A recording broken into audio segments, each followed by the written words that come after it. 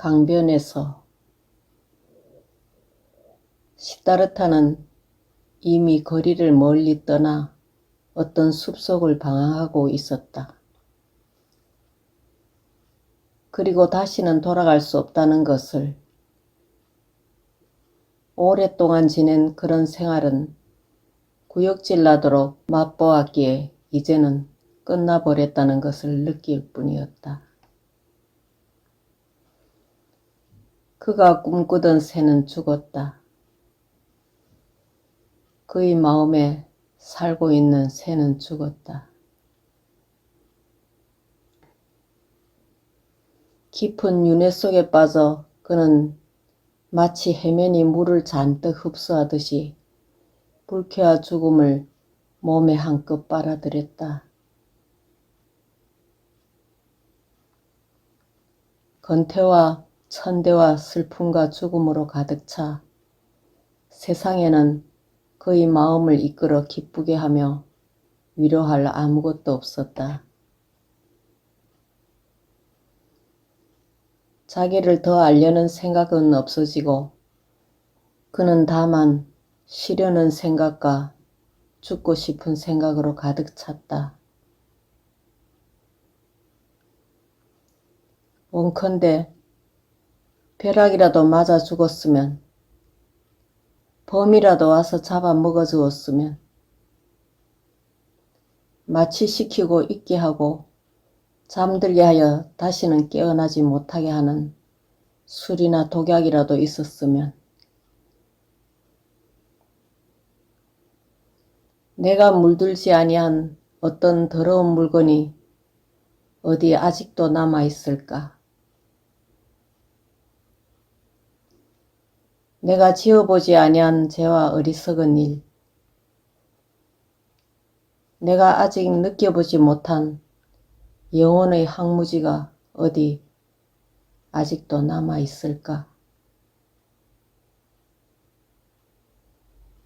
내가 어디 더 살 수 있을까? 계속하여 다시 호흡하며 기아를 느끼며 다시 먹으며 자며 애인 옆에 누워 있을 수 있을까?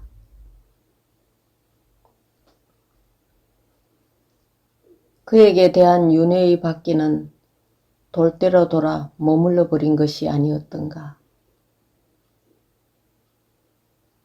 시다르타는 숲 근처 큰 강가에 도달하였다.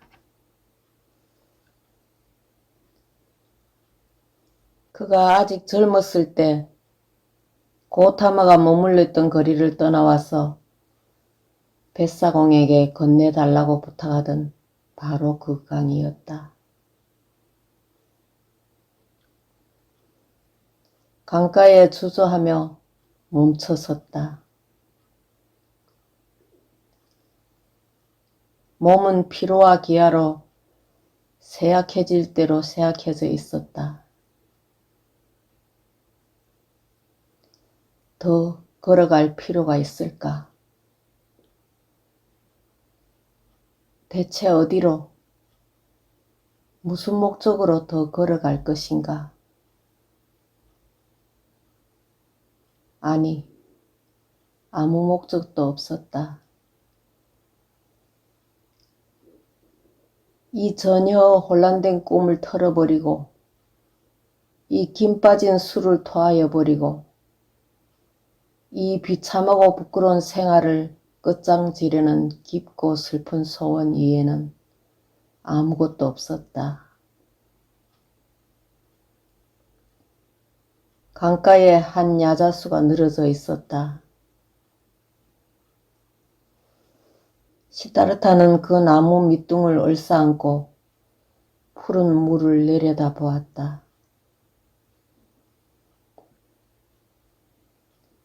물은 그냥 흐르고 있었다. 그때 그는 자살하려는, 물로 텀벙 뛰어들려는 충동을 마음속 깊이 느꼈다. 무서운 공허가 물속에서 자기를 노려보는 것 같았고, 또한 마음속에서 무서운 공허가 그에게 대답하는 것 같았다. 그렇다. 마지막 날이 온 것이다. 자신을 없애버리고 그릇된 생에 빠졌던 몸을 부숴버려 소리는 없어요.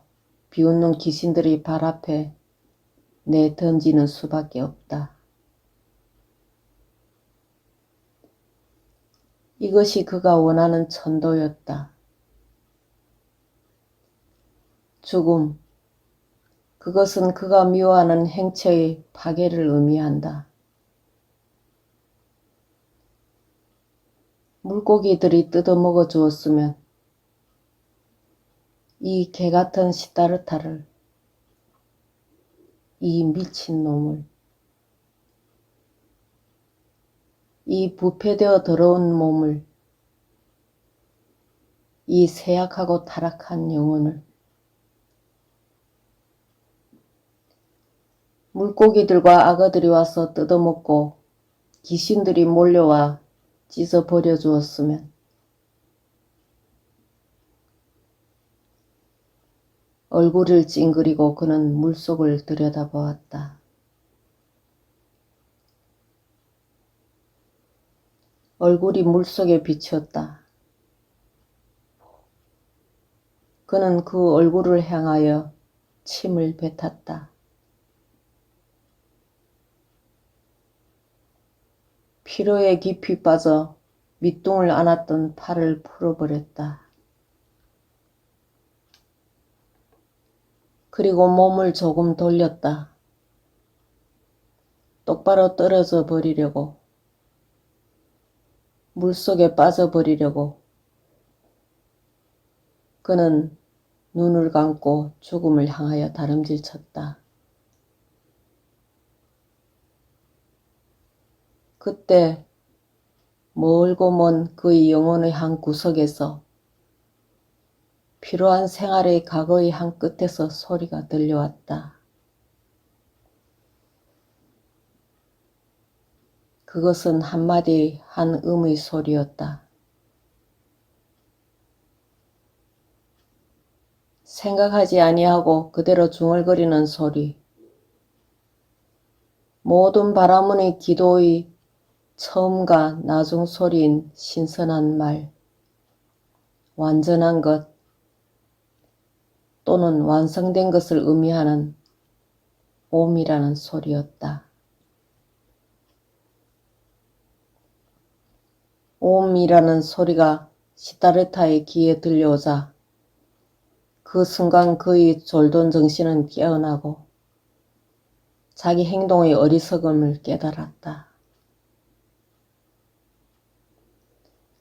시다르타는 소스라치게 놀랐다. 내가 그렇게까지 정신을 잃고 방황하며 어리석게 되었던가. 죽음을 택해서 안식을 취하려는 이 소원, 이 어린애 같은 소원이 일게 될 정도로 어리석었던가. 이때까지의 모든 번뇌, 모든 각성, 모든 실망이 어찌하지 못한 것을 옴이 그의 의식에 느껴짐으로써 비로소 해결할 수 있었다. 옴 하고 혼자 읊었다. 옴. 그리하여 범을 의식하였다. 생명의 불멸을 의식하였다. 지금까지 잊었던 모든 신성을 다시금 의식하였다. 그러나 그것은 다만 한순간, 눈 깜빡할 동안의 일이었다. 야자수 밑에 시다르타는 피로에 못 이겨 쓰러졌다. 오음을 읊으며 나무 밑둥을 베개로 깊이 잠이 들었다.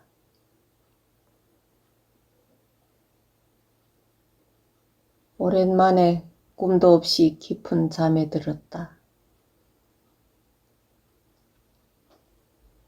여러 시간이 지나간 후 깨어났을 때 그는 마치 10년의 세월이 흘러간 듯한 느낌을 가졌다.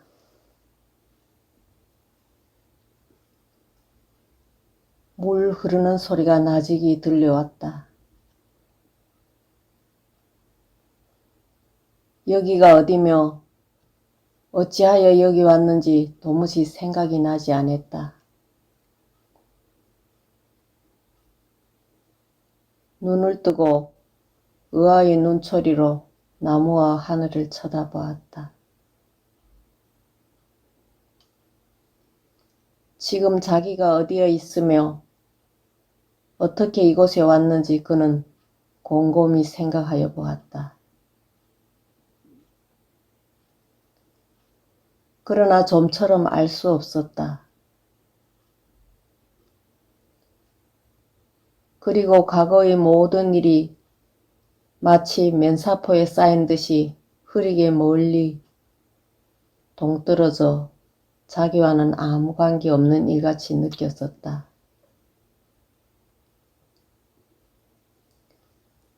그는 다만 이때까지의 생을 내던졌다는 것, 증오와 비탄을 금치 못하여 생명까지 물속에 던져버렸다는 것, 그러나 지금은 강가 야자수 밑에서 거룩한 말, 오음을 중얼거리다가 잠이 들었다는 것, 그리고 깨어나 지금은 세상을 보고 있다는 것을 기억할 뿐이다.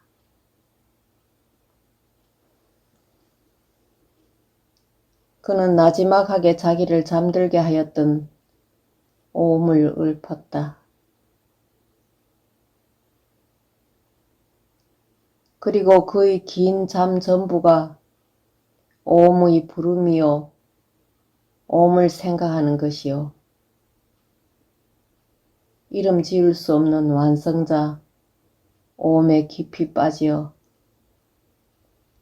그 밑바닥에 이르는 것 외에는 아무것도 아니라는 생각이 들었다.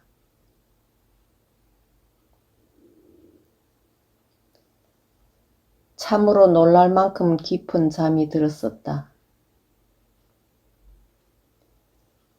그렇게 신선하게 느끼게 하고 심신을 새롭게 젊어지게 하여 주는 잠을 아직 한 번도 이루어 본 적이 없었다.